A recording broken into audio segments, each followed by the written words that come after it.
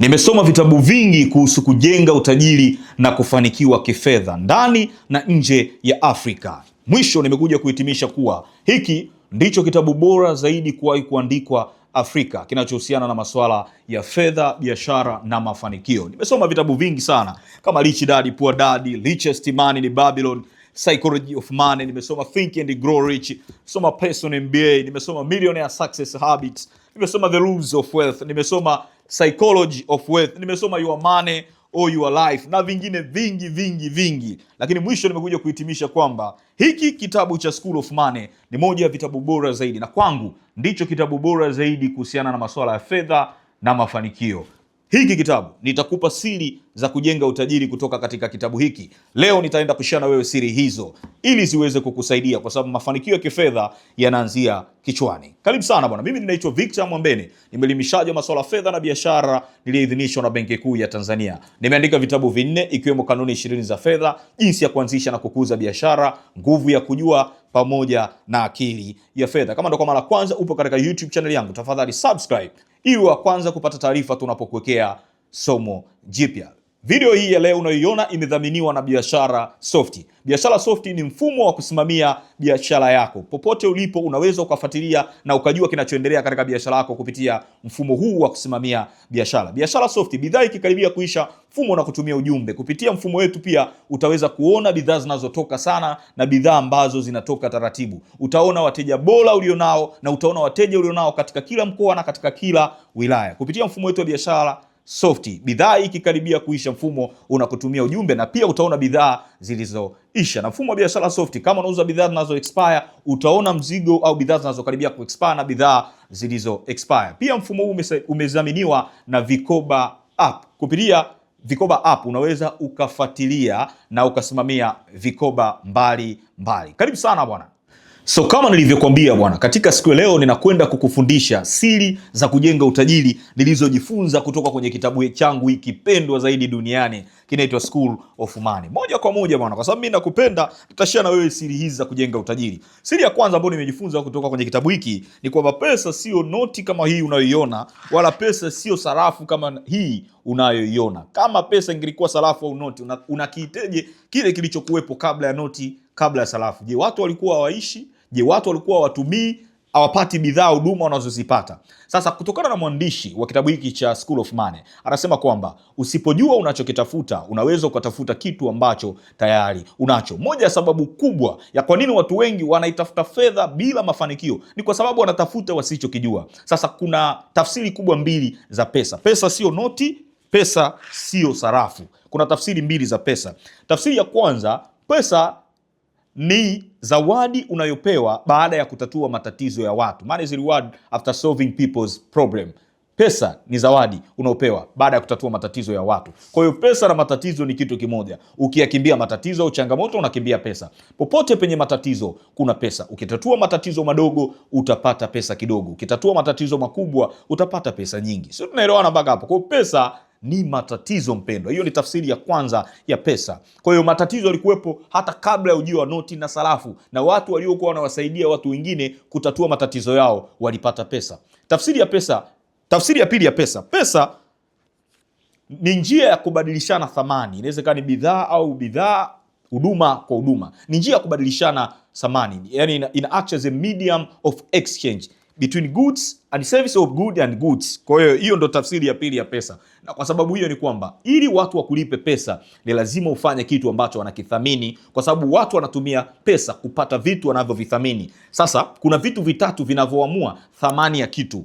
Kuna vitu vitatu vinavyoamua thamani ya huduma. Kitu cha kwanza ni ulazima wa hiyo bidhaa au huduma kwenye maisha ya watu. Itaamua watu wathamini au wasithamini. Ndio maana watu wanawathamini sana madaktari, wanalipwa vizuri kuliko kada zingine. Kwa nini? Kwa sababu watu wanaona ni kitu cha lazima. Watu wanaona ni swala la kuokoa uhai au kuokoa maisha. Kwa ni kitu hicho, kitu unachokifanya ni kitu ambacho, je, watu wanaweza wakaishi bila hicho au hawawezi kuishi bila hicho? Hiyo ni kitu cha kwanza kinachodetermine value.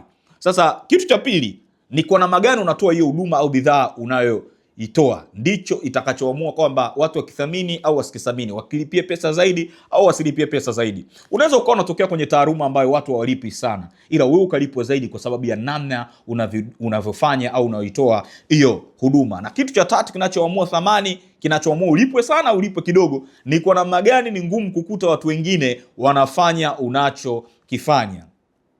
Ni kwa namna gani? Ndio maana madaktari wanalipwa zaidi kuliko walimu, kwa sababu sio rahisi watu kuwa madaktari, ni rahisi watu wengi kuwa mwalimu. Na ndio maana marubani wanalipwa zaidi kuliko madaktari, kwa sababu sio rahisi kukuta marubani, ila madaktari tunao wengi katika jamii. Unapofanya mambo magumu, maisha yako yanakuwa marahisi. Kama unataka kupata pesa nyingi kirahisi, pesa inabebwa na thamani, na watu watakulipa zaidi endapo unafanya kitu ambacho watu wengi hawawezi kufanya, na sio rahisi kuwa repressible, yani watu kukurepressi. Mfanyakazi wa usafi akileta malingo ofisini, ni rahisi bosi kutafuta mtu yoyote wa usafi chapo. Lakini mhasibu akizingua kazini, bosi anaweza katumia siku 3, wiki mpaka mwezi kupata mhasibu. Rubani sio rahisi kuwapata kwenye jamii, na ndio maana marubani wanalipwa zaidi. Kwa fanya mambo magumu, fanya mambo ambayo watu wengi hawawezi kufanya, ndipo utapata pesa. Hiyo ndio siri ya kwanza ambayo nimejifunza kutoka katika kitabu hiki cha School of Money. By the way, hivi vitabu viko dukani kwangu, ni moja ya vitabu bora zaidi kwa kuvisoma, na binafsi ndio kitabu ambacho nimekipenda kuliko vitabu vyote duniani nilivyovisoma. So siri namba 2 ni sehemu 10 ambako pesa imejificha, tunaifuata. Siri ya pili ya kujenga utajiri kutoka kwenye kitabu changu hiki bora zaidi kuwahi kuandikwa kwenye masuala ya fedha duniani ni sehemu 10 ambako pesa zimejificha. Watu wengi wanaitafuta pesa kwa tabu, lakini hawaipati kwa sababu hawajui pesa zimejificha wapi. Sasa katika kitabu hiki mwandishi ametuambia kuna sehemu 10 ambako pesa zimejificha. Kama na wewe ni miongoni mwa watu ambao unatumia muda mwingi, nguvu nyingi kutafuta pesa, lakini fedha unazopata haziendani na muda na nguvu uliyowekeza, ni kwa sababu hujui pesa zimejificha wapi. Kuna sehemu 10 ambako pesa imejificha, mwandishi anatufundisha katika kitabu hiki. Sehemu ya kwanza, pesa imejificha kwa watu. Kitu chochote kizuri unachokitafuta kwenye maisha yako kipo mikononi mwa watu. Ishi na watu vizuri, kwa sababu watu ndio wateja, watu ndio wafanyakazi, watu ndio wawekezaji. Kwa people skills ni moja ya ujuzi muhimu zaidi kwenye maisha. Na jambo muhimu zaidi nililojifunza kwenye maisha yangu ni kwamba watu wanaofanikiwa zaidi sio watu wenye akili kuliko watu wengine, sio watu wenye vipaji kuliko watu wengine, bali ni watu wanaojua vyema kuhusiana na watu. Na moja ya vitabu bora vinavyohusu people skills au ujuzi wa watu kwa kuandikwa duniani kinaitwa How to Win Friends and Influence People. Ni moja ya vitabu vilivyouza zaidi duniani, kiko kwenye top 5. Hii kitabu cha How to Win Friends and Influence People, mwandishi anatufundisha moja ya siri iliyomsaidia tajiri namba 1 duniani, anaitwa John Rockefeller. Watu wengi wanafikiri Elon Musk ni mtu tajiri zaidi kwa kutokea duniani. Actually kuna John D. Rockefeller. Huyu Rockefeller ndo aliwahi kuwa tajiri wa kwanza nchini Marekani kwa miaka hiyo, na mpaka leo hii familia yake ni moja ya familia tajiri zaidi duniani. Rockefeller anasema kwamba uwezo wako wa kuhusiana na watu ni bidhaa kama bidhaa zingine sokoni. Kama ambavyo watu wanaenda sokoni kununua sukari, watu wanaenda sokoni kununua magari, lakini pia watu wananunua uwezo wako wa kuhusiana na watu. Umekujiuliza, kwenye ajira watu wanasema hela hamna, lakini nikwambie ma CEO, ma manager wanalipwa hela nzuri. Wanalipwa hela nzuri sio tu kwa sababu ya kile wanachokijua, zaidi ya jinsi ya uwezo wao wa kuhusiana na watu na kuwaongoza watu wengine. Kwa people skills ni ujuzi muhimu, na kupendekezea vitabu viwili muhimu. Soma How to Win Friends and Influence People, soma kitabu kinachoitwa People Skills, cha Skills with People. Hivi ni vitabu viwili vitakusaidia na kukujenga katika eneo la kuishi na kuhusiana na watu. Kumbuka, kitu chochote ambacho pesa inaweza ikafanya, mahusiano mazuri na watu yanaweza yakafanya zaidi. People skills ni ujuzi wa muhimu zaidi. Unapoanza biashara, ujuzi wa muhimu unakuwa ni sales, marketing, uweza kutangaza bidhaa, uweza kuattract customer care, lakini ili ufike mbali, ujenge kampuni kubwa, unahitaji uwezo wako wa kuhusiana na watu, people skills. Kwa pesa zimejificha kwa watu. Ishi na watu vizuri na pesa hazitakauka katika mikono yako.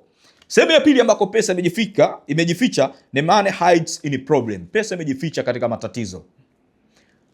Ukitatua matatizo madogo utapata pesa kidogo. Ukitatua matatizo makubwa utapata pesa kubwa. Ukitatua matatizo kwa watu wengi utapata pesa nyingi. Pesa na matatizo ni kitu kimoja. Moja ya sababu kwa nini watu wengi wanashindwa kufanikiwa ni kwamba wanayakimbia matatizo. Wanayakimbia matatizo kwa sababu wana mtazamo hasi kuhusiana na matatizo. Wakiona matatizo wanaona matatizo. Mtazamo wako kuhusiana na matatizo ndilo tatizo lenyewe. Tatizo sio tatizo, tatizo ni mtazamo wako juu ya tatizo. Mwandishi anatufundisha hapa the way ambavyo watu wanashindwa kufanikiwa kupitia kukimbia matatizo. Kuna matatizo mengi. Kwenye matatizo kuna wazo bora la biashara. Kwenye matatizo kuna baraka. Chochote kizuri unachokitafuta kwenye maisha kipo katika kutatua matatizo ya watu. Unataka baraka kutoka kwa Mungu, saidia watu. Unataka wazo bora la biashara, lipo kwenye matatizo ya watu. Unataka kuajiriwa na kupanda cheo kazini, tatua matatizo ya taasisi au ya kampuni yenu. Unataka kula, wewe ni mwanasiasa, ni kiongozi, dili na shida za watu. Kwa hiyo matatizo ya watu, mpendwa, ni pesa. The more problem you solve, the more money you make. Ukitatua matatizo mengi, unatengeneza pesa nyingi. Fikiri mtu ambaye kwa sasa akagundua dawa ya ukimwi ambalo ni janga la dunia, unahisi atatengeneza pesa kwa kiasi gani? Sehemu ya tatu ambako pesa inajificha ni pesa imejificha katika talents na gift, vipaji na karama. Kila mtu kwenye maisha amebarikiwa kwenye eneo moja ama jingine. Kila mtu kwenye maisha ana eneo lake la kutawala na kujidai. Wewe eneo lako ni lipi? Mimi ni kufundisha watu masuala ya fedha na biashara, mwingine ni kucheza mpira, mwingine ni kuimba, mwingine ni kusiasa na masuala ya uongozi, mwingine ni uwezo wake huko kwenye kuchora, mwingine ni kwenye kusimulia, mwingine ni kwenye uandishi. Kama mimi pia ambaye nimeandika vitabu vingine, mwingine ni kwenye filamu. Wewe uwezo wako uko wapi? Sio kwa sababu hujagundua kipaji chako ukazani hauna. Kila mtu amebarikiwa kwenye eneo moja ama jingine. Kama Mungu aliweka uwezo wa ndege kupaa, Mungu aliweka uwezo wa nyani kupanda mti, Mungu aliweka uwezo wa samaki kuogelea. Je, sisi binadamu si zaidi ya hao wanyama na wadudu? Kwa ndani yetu kila mmoja ana kitu ambacho anaweza kufanya vyema kuliko watu wengine. Kipaji chako kimejificha kwenye mambo unayoyapenda. Kipaji chako kiko kwenye vitu unavyoweza kufanya vyema kuliko watu wengine. Kwa pesa imejificha kwenye vipaji. Sehemu ya 4 ambako pesa inajificha, pesa imejificha katika fursa. Je, unajua kutambua fursa katika jamii yako? Wazabu fursa nyingi, na fursa zipo kila mahali, uhitaji kwenda mbali kuzitafuta.